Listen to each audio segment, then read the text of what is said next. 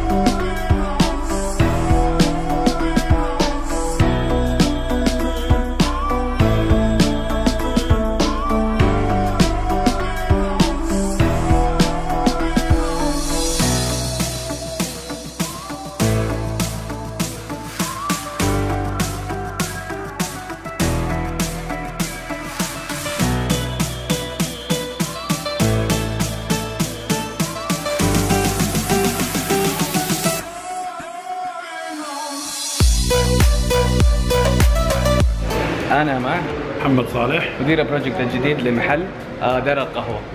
كلمنا على دار القهوة.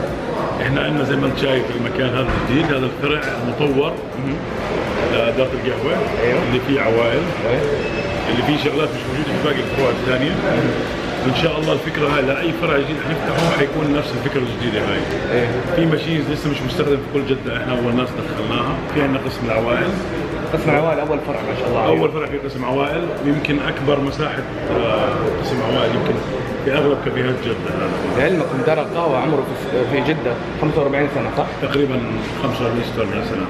يعني ما شاء الله هذا أول فرع لهم عوائل. تاريخ عوائل. طبعا عندنا دوام المحل من 7 الصباح لوحدة. ايوه. بالليل حتى الجمعة نفس الشيء من 7 الصباح لوحدة بالليل. عندك التحميص كل يوم من 10 الصباح يعني بشكل يومي 10 الصباح ل 10 بالليل. ايوه. والطحن والتوزيع. فالعوائل او الزبون وهو جالس بشوف عملية دورة حياة القهوة، حبة القهوة من أول ما شاء الله شفتها لغاية الطحن تجي لك للفنجان تبعك. ايوه. وما شاء الله يعني سمعت عندكم حاجة مرة رهيبة يسمونه هناي. كلمني عنه. هذا سيدي هذا منتج احنا بنصنعه في امريكا. ايه. احنا ملاك العلامة هاي، بنبيعه في كندا، في بريطانيا، قريبا في بريطانيا حتكون، في الامارات موجود، في السعودية موجود. هو عبارة عن ايس تي من مكونات ذات طابع خلينا نحكي عربي وصحي. صحي. عربي غربي وهيلثي، مش اورجانيك بس ناتشورال. يعني في عندنا خليط اللي هو الكركديه مع ماء الورد والرمان بدون سكر، بدل السكر عسل. ايوه. فنسبة السكريات بتكون أقل 33% على الموجود بالسوق. ايوه. فبتحس بسلاسة الطعم. أنا بصراحة نفسي أجرب. هسه نخليك تجرب سيدي. الحين أشوف بصب لي هذا منتج. شوف كيف شكله. مرة شكله جذاب. طعمه جذاب، طعمه خطير جدا هذا صراحة. نشوف نجرب. صراحة جدا لذيذ. صراحة تحسه بروحانية رمضان ريال. صح. في له طعم موية الورد. بالضبط. إيه. ورد رمان وعسل ما شاء الله عليك يعني.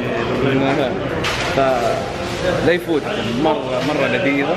وأنا أحط لكم معلومات المحل تحت، رقمهم واللوكيشن حقهم في جوجل إن شاء الله. وتشرفونا ومحلكم والله يقدرنا على خدمتكم يا سيدي. الله يخليك. نورتونا. جزاك الله خير. والله دلعني بني آدم يدلع ما شاء الله. ما عمري والله دلع. واحد راح يجي حندلعه.